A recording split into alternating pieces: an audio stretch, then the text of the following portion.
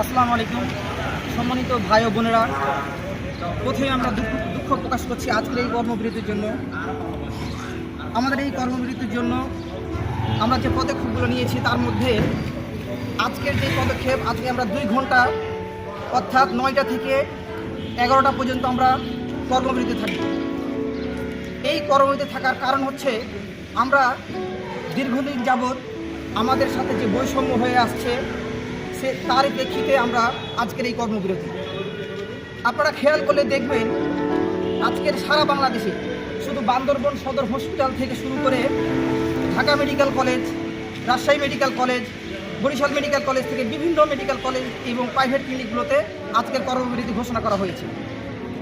এর কর্মবিরতি দেওয়ার কারণ হচ্ছে আমরা যে দীর্ঘদিন যাবত যে বৈষম্যের শিকার হচ্ছি, আমাদের 11 গ্রেড থেকে 10ম গ্রেডের উন্নতিকরণের কারণেই আজকের এই কর্মবিরতি।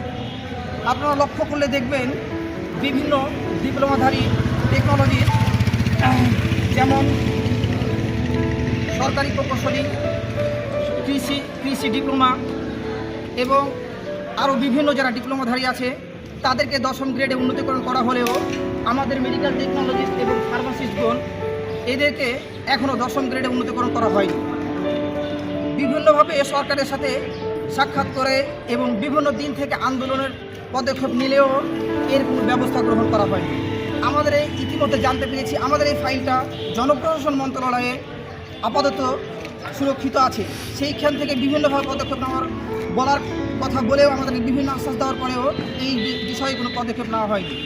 আমরা এর আগে বিভিন্নভাবে অল্প পরিসরে আমরা কর্মবিরতিতে গিয়েছিলাম এবং বিভিন্নভাবে আন্দোলন করে আসছি। তারপর আমাদের এই দাবি দাওয়া আদায় হচ্ছে না।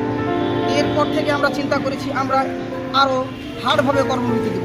আজকে আমরা 2 ঘন্টা কর্মবিরতি, এরপরে দাবি দাবা মেনে না হলে আগামী 3 তারিখ 4 ঘন্টা কর্মবিরতি, এরপরে 4 তারিখ থেকে পুরো কর্মবিরতি আমরা দিব। এইভাবে যদি দাবি দাবা আদায় না হয় তাহলে আমরা শাটডাউন কর্মবিরতি দিতে বাধ্য হব।